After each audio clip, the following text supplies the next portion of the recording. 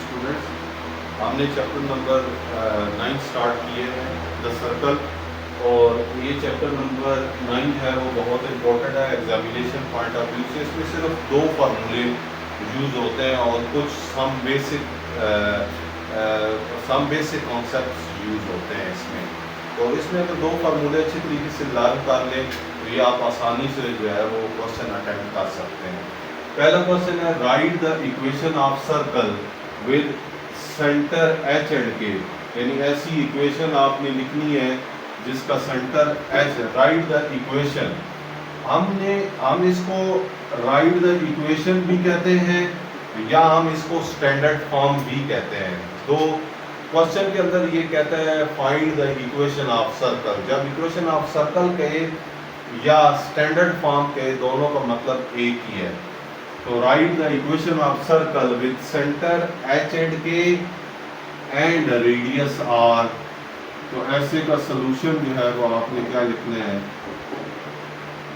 x minus H whole square plus y minus K whole square is equal to R square.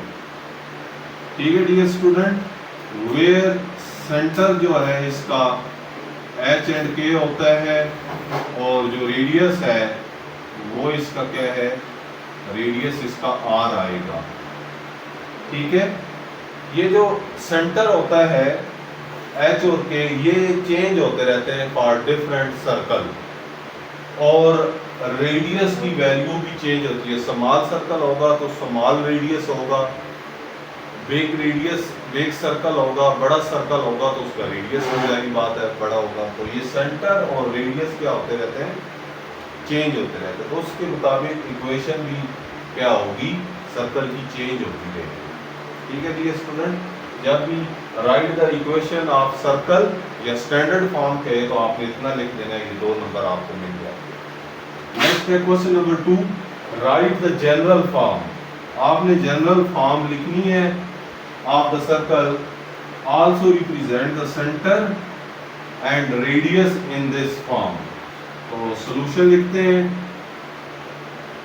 Solution इसमें क्या है, general form क्या है आपके पास, X square plus Y square plus 2gx plus 2fy plus c is equal to 0।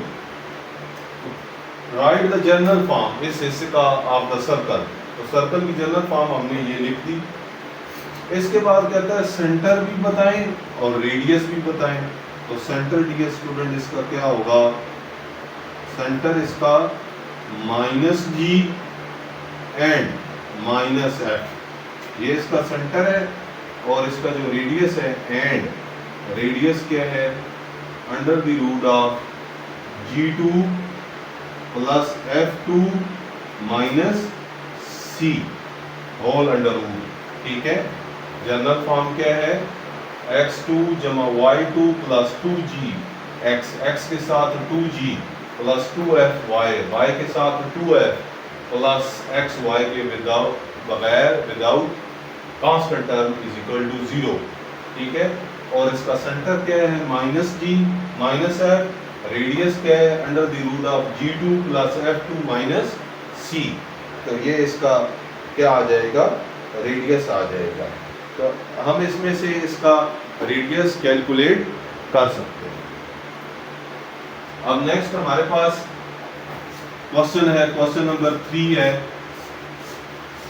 अब हम इन दोनों फार्मूलाज को क्वेश्चन नंबर 3 पे और क्वेश्चन नंबर 4, 5 पे अप्लाई करेंगे।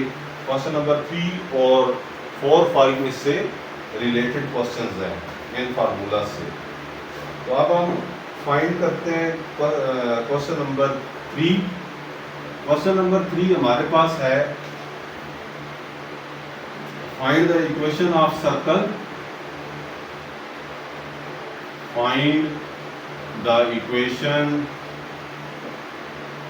Of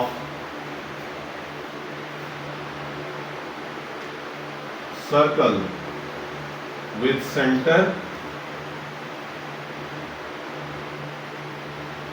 with center 0 0 and radius r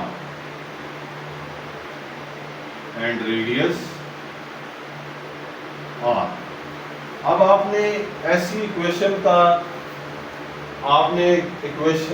circle की वो इक्वेशन मालूम करनी है जिसका रेडियस r है और सेंटर क्या है आपके पास, यानी find the equation of circle आपने मालूम करनी है, सेंटर मालूम करना है। तो ये सेंटर h, पहली वैल्यू h की होती है और दूसरी वैल्यू किसकी होती है, k की वैल्यू, यानी h और k आपको 0 0 दी हुई है। ठीक है डियर स्टूडेंट, और रेडियस क्या दिया हुआ है, r। तो इक्वेशन ऑफ सर्कल आपने पहले क्वेश्चन में लिखी, तो सॉल्यूशन, तो यहाँ पे आप लिख सकते हैं इक्वेशन ऑफ सर्कल।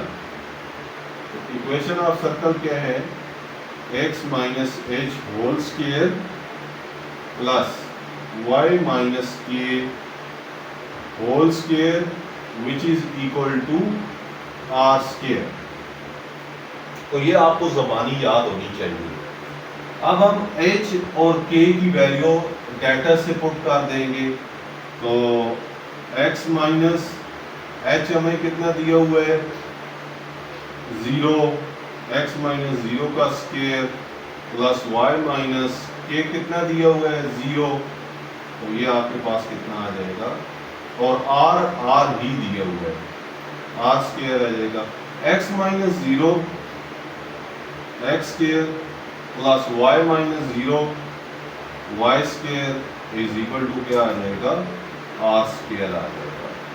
तो ये हमारे पास जो x square plus y square is equal to r square है, which is required equation of circle.